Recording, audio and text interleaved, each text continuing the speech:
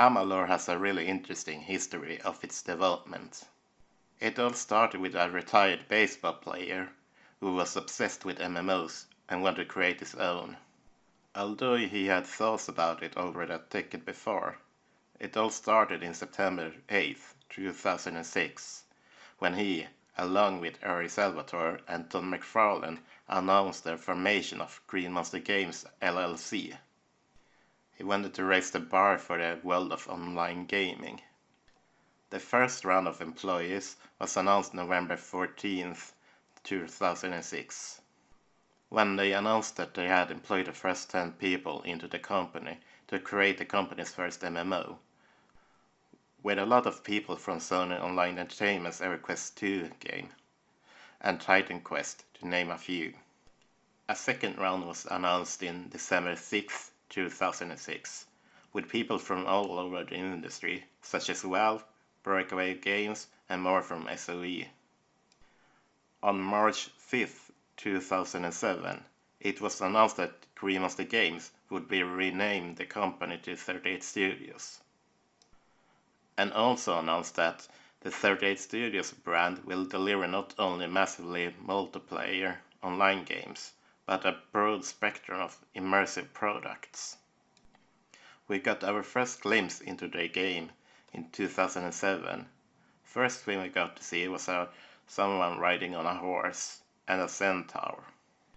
Now we're gonna talk about a different company, which had nothing to do with Green Monster Games at the time, in Maryland, January 2007. A studio known as Big Huge Games, known for the Rise of Nations franchise, starts the development on an open-world single-player action RPG known as Crucible, Forge of the Emperor, internally. And in February 2007, it was announced that an industry legend, Ken Ralston, had come out of retirement to work on the game. And a deal was signed with THQ around May 2007, with a 2009 release date in mind. Notice, THQ is unrelated to the now THQ Nordic. The game would later be rebooted and would be called Ascendant internally. 8 months later, in January 2008, Big Huge Games announced that they are being acquired by THQ. Still not THQ Nordic. However, due to THQ's economic problems, it was announced in March 2009 that THQ could no longer afford funding Big Huge Games and Ascendant. A closure was planned. Back to 38 Studios, and 2008. Business was going on as usual. We got our first glimpse of some artwork from Copernicus in August 13, 2008. By now, it was known that the game they were working on was called Copernicus. And in 2009, 38 Studios saw Big Huge Games' Ascendant prototype and saw potential in the project. In May 27, 2009, it was announced that 38 Studios acquired Big Huge Games from THQ, still not THQ Nordic. And I quote, BHG's expertise will allow 38 to easily expand the Copernicus IP across multiple genres, giving users a much broader, all-encompassing online entertainment experience. 38 Studios founder and chairman emphasized that the BHG team has an amazing set of skills that will complement the already impressive team assembled in Maynard. 38 Studios sends a warm welcome to BHG. We are looking forward to what your passion will bring to the ongoing development of the Copernicus IP, as well as many future projects down the road. Simply stated, this is going to be an amazing time for all of us. Ascendant was rebooted in 2009 to fit the IP, story, etc. with Copernicus.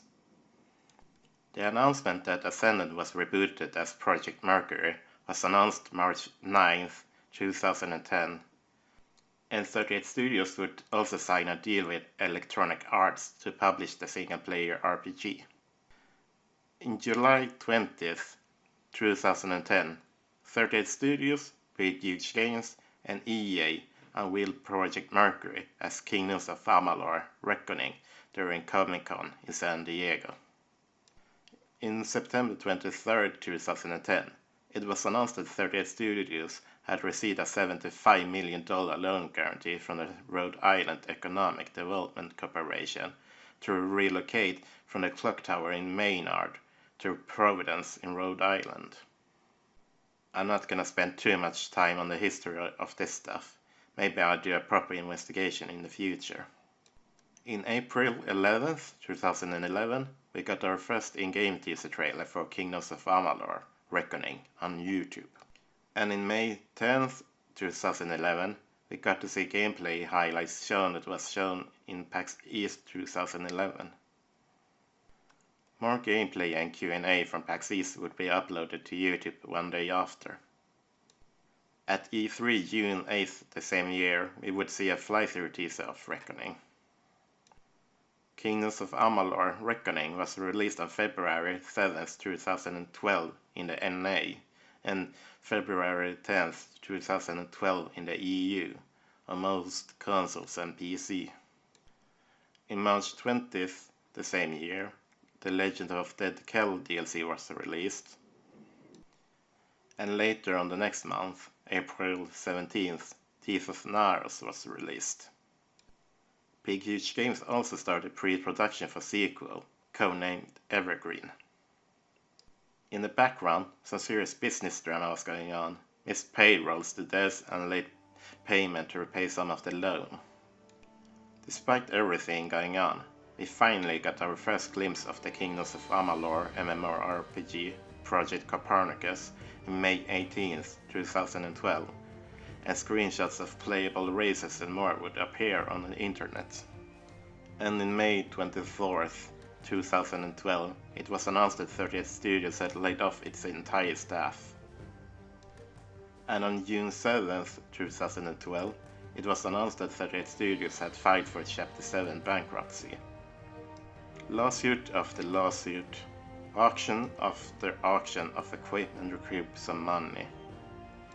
And on December 11, 2013, the IP along with all the assets was on the auction block, but the bids were not high enough. The IP would later be acquired by THQ Nordic AB, now Embracer Group AB, in September 6, 2018 for $900,000.